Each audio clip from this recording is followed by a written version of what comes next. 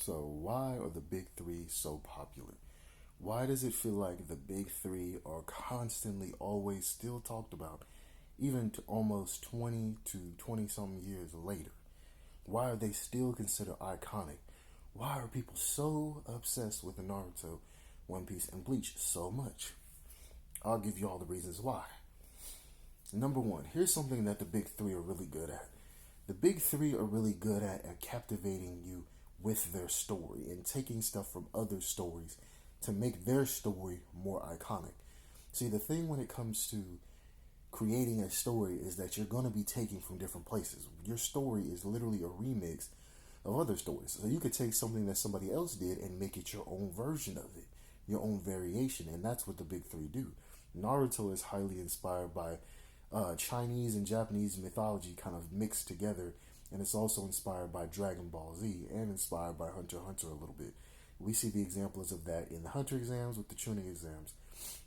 We see that the characters are a copy because Naruto's personality is very similar to Goku's. He even wears the same colors as Goku. Sasuke wears the same colors as Hiei and Vegeta, that dark blue color. Um, he also has the eyes, the special magical eyes, like Kurapika from the Kurta clan. The Uchiha clan is very similar to them in that aspect of the rare, beautiful red eyes. And then it's also the name Sasuke. Sasuke is actually an old 60s manga with a very, adorable little boy in it. So he got that idea from that as well. Sasuke is like eight people in one, which lets you know that Naruto is basically like a love letter to Japanese mythology and Chinese mythology. Um, and then we can go and we can look at One Piece. One Piece is inspired by Dragon Ball. It's pretty obvious. Luffy is inspired by Goku. Monkey D. Luffy. Monkey D. Luffy. He's inspired by Goku. He's a monkey. It's based on the monkey god. But now he's based on the sun god. He's like a mix. He's like a fusion, pretty much. So there's that. And, Toriyama, the Oda used kind of the basis of Goku to inspire Luffy, and then he used the whole world to inspire his world building. And I've already did a video on that on this channel, so you can check out that video if you go down, scroll down on my TikTok. He uses a lot of famous places for a lot of his story arcs, but he also uses like board games and stuff for inspiration. Like Whole Cake Island is inspired by Candyland, and it's inspired by Hansel and Gretel. I mean, it is what it is. It's pretty obvious that it's inspired by those. Usopp, for example, is an inspiration of Pinocchio and The Boy Who Cried Wolf, which is pretty cool. And there's even scenes in the early One Piece that kind of look like scenes that you would see inside of a children's storybook. Like that whole white background. Like they'll have like the picture in the middle, but the whole background is white, kind of like Winnie the Pooh kind of style. One Piece also takes that style in the early parts of One Piece. And then, of course, Bleach is inspired by Yu Yu Hakusho. It's like the most obvious thing. I mean, even some of the panels look pretty similar, like some of the beginning panels. There's a beginning panel where it's like Yusuke is fighting these other delinquents, and then there's a beginning panel in Bleach that looks exactly the same. It's like the exact same panel, you know.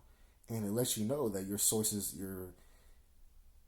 of inspiration could actually help you get even better with your own original story. Because you could literally take somebody else's story and make an even better detailed version to most people. I mean, Yu Yu Hakusho is iconic.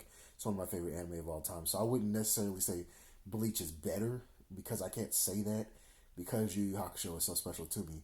Bleach is special to me as well, but I can't say Yu Yu Hakusho is worse than Bleach and Bleach is better. I can't say that, but other people would. You get what I'm saying? Same thing with One Piece and Dragon Ball Z. A lot of people like One Piece more because it has a deeper, more juicy story. The story is more deep. It's like having a deeper taste with the gumbo versus having kind of a surface level gumbo when it comes to Dragon Ball because Dragon Ball doesn't really get super deep. It doesn't go very deep. It goes kind of wide, but it doesn't go deep like One Piece does.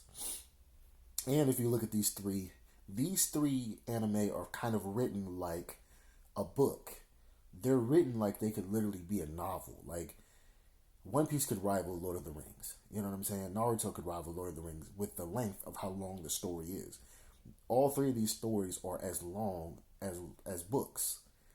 which is why a lot of these stories, all three of these stories, have like novels that are like side stories. Like there's like a side manga for Ace, and there's a side like novel for Ace, and then there's like a Bleach also has a couple of novels as well, and then Naruto has like a Itachi novel, and I think it has a Minato manga, and then it has like another side manga about some other stuff. It's about Sasuke when he's older, and Sakura, I believe. There's like another side novel for him. So these series are so big that they have side series, because they're written like novels. And they're so rich and deep in all three of their stories. Even if people say, oh, Bleach is not as deep as One Piece and Naruto, it kind of is, bro. The length is long enough to where it's like, yes, it's just as deep. You could get deep into it. Because deep doesn't necessarily mean the world building has to be deep. Deep can also mean that there's like 400 characters in the story and they all have a backstory. That could be considered deep. Just because Bleach doesn't have this deep world when it comes to world building doesn't mean that it's not just as deep as One Piece and Naruto. You know, just like how even though Naruto has a lot of different villages, it's like Naruto's world building still isn't really that deep. It's more of the characters of Naruto that are deep. The themes are deep. The theme of the cycle of hatred, the theme of reincarnation, you know, the theme of chakras and meditation, stuff like that. It's still deep. One Piece in itself is deep, like all around. One Piece is deeper than both Bleach and Naruto with his story writing. Because I'm like, God dang, over 1,000 episodes, and I believe it's over 1,000 chapters too. It's crazy.